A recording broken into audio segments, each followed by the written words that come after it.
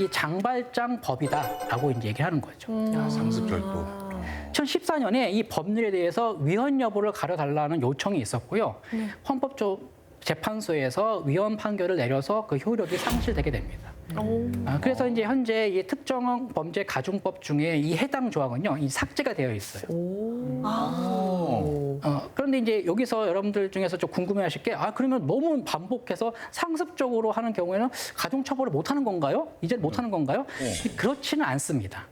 그래서 정확하게 보면은 2번 이상 실형을 선고받은 뒤 3년 이내에 다시 상습적으로 유사한 죄를 범한 경우에는 가중처벌을 할 수 있도록 되어 있기는 합니다. 그래서 그 가중해서 처벌할 수 있는 조건을 갖다 좀 더 구체적화시킨 거죠. 이런 경우에는 이거는 너무 상습적인 거 아니야? 네네. 라고 해서 법원에서 판단함에 있어서 좀 더 구체화했다. 요건을 구체화했다고 볼 수가 있는 거죠. 좀 가려서. 쌤, 저는 법이라고 하면은 뭔가 완벽할 것 같은 이미지가 있거든요. 근데 방금 말씀해주신 것처럼 뭐 헌법에 위배되거나 뭐 위헌 판결을 받아가지고 삭제되는 조항들이 생기잖아요. 이런 법에 대한 허점들은 왜 생기는 거예요? 그렇죠. 이제 우리가 법이라고 하면은요, 완전 무결한 이미지가 있죠. 그렇죠. 그런데 우리가 실제로 생각해 보면은요, 시간이 흐르거나 아니면은 이 사회 환경이라든가 기술 등이 변하면은요, 그것에 따라서 이 법 적용이 어려워질 수도 있습니다. 예를 들면은요, 우리가 옛날에는 자전거하고요, 이 오토바이 구별이 명확했죠. 예. 하지만 지금은 중간에 애매한 것들이 많이 나오잖아요. 이거 어떻게 규정하지? 이런 문제들이 발생할 수도 있죠. 맞아요. 애매해지는 법이 많네요. 그렇죠. 그러다 보면은 특정 행위에 대한 규정이 아예 없는 경우도 있고요. 사각지대. 네, 그렇죠. 네. 미비해서 좀 명확하지 않아서 법의 테두리 밖에 있는 경우도 있고요. 네. 그래서 여러 가지로 해석될 수 있는 경우도 많습니다. 아. 여러분, 그 민식이법이라고 들어보신 적 있나요? 네, 들어봤어요. 민식이법이요? 민식이 사람 이름 법이 붙었어요? 왜 그렇죠? 그런 느낌이지. 그렇죠. 민식이법. 그러니까 사람 이름이 붙은 거죠. 영남법, 김영남법은 들어봤는데 오. 민식이법은 좀 생소합니다. 예.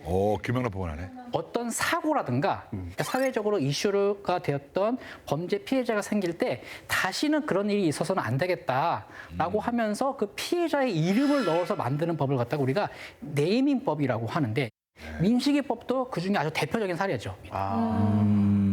6년 전에 초등학교 2학년인 김민식 군이 그러니까 어린이 보호구역에서 차량에 치여서 목숨을 잃는 안타까운 사고가 있었죠.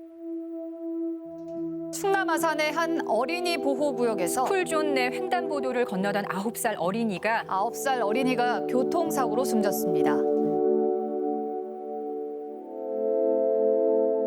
어린이 보호구역 내에 신호등과 과속 카메라 설치 의무화를 위해 국민청원 20만에 함께 해주십시오.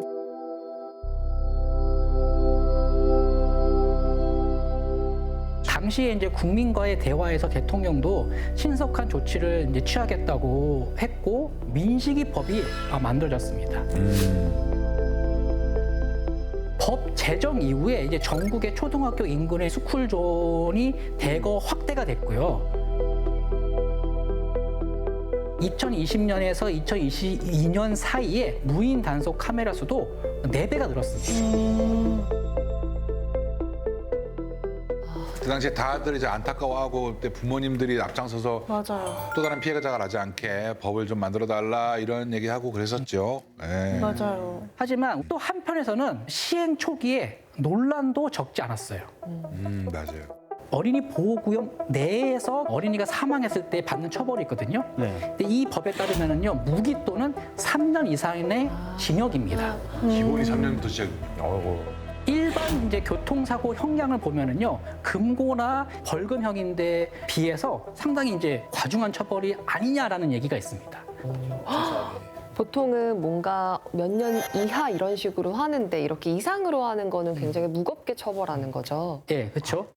세긴 세. 또 이제 본인의 잘못이 분명한 이제 음주운전을 하다가 사망 사고를 냈을 때도 3년 이상의 징역에 처해지는 거죠. 같네요 이게. 똑같네요. 이제 사실상은 이 형량이 음주운전하고 비슷해진 거예요. 그러네. 거의 같네.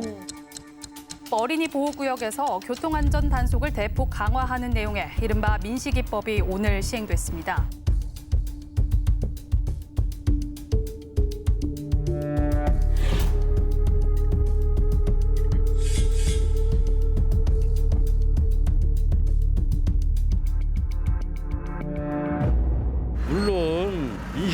건 좋은데 운전자들한테는 너무나 엄벌하더라고.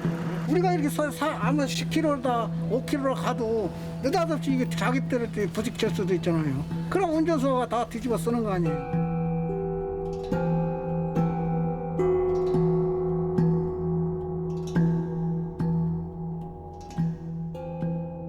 이 운전자의 어떤 책임이 좀 낮은 경우도 있을 거잖아요. 뭐 아이들은 예측하기 어려우니까 저 법에 따르면 무조건 3년 이상 징역이 나오는 그렇게 되는 건가요? 이게 바로 그 당시 좀 논란이 했던 네. 건데요. 아까 말씀하신 것처럼 갑자기 어린 아이가 뛰어나와서 네. 또 도저히 피할 수가 없는 상황에도 일률적으로 적용이 되느냐. 또 우리가 보면은 형법상으로 보면은요 과실로 인한 사고와 고의일 때 이거 구분을 보통 하거든요. 이런 것도 과연 이게 지켜졌느냐 이견이 많았던 것이 사실입니다. 아, 사실 이 형량에 놓고 이런저런 이야기가 굉장히 많았던 걸로 기억을 하는데 음주운전은 정말 해서는 안 되는 거잖아요. 그럼 음주운전 형량을 더 높이는 그런 방안도 있지 않을까요?